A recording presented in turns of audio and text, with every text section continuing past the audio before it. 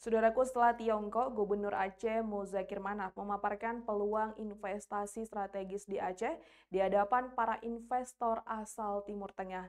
Pertemuan tersebut berlangsung di Mekah Al-Mukarramah pada Kamis 16 Oktober lalu. Berikut informasi selengkapnya.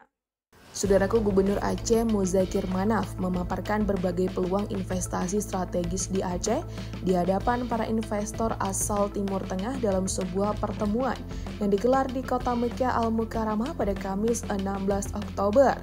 Kegiatan tersebut diinisiasi oleh perusahaan investasi terkemuka Arab Saudi Sadin Al-Baid dan dihadiri oleh pengusaha dari Arab Saudi, Qatar, Sudan, Kuwait, serta Uni Emirat Arab.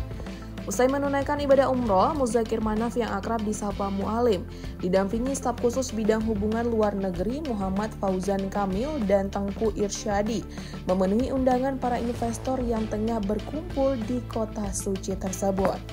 Dalam forum tersebut, Mu'alim memberikan presentasi selama hampir 1 jam yang menyoroti potensi besar Aceh di berbagai sektor unggulan.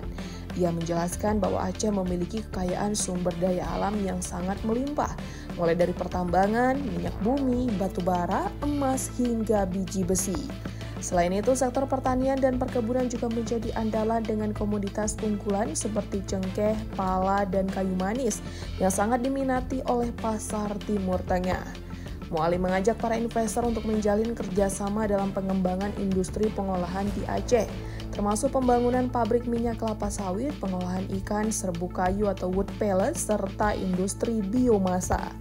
Ia juga memperkenalkan rencana pendirian Aceh Airlines sebagai langkah strategis membuka konektivitas udara langsung dari Aceh ke berbagai kota domestik dan internasional. Paparan tersebut mendapat sambutan positif dari para investor. Sejumlah perusahaan menyatakan minat untuk berinvestasi di Aceh. Al-Zair Group dari Arab Saudi menyatakan kesiapan berinvestasi di Aceh Airlines dengan menyediakan 8 unit pesawat berbagai ukuran.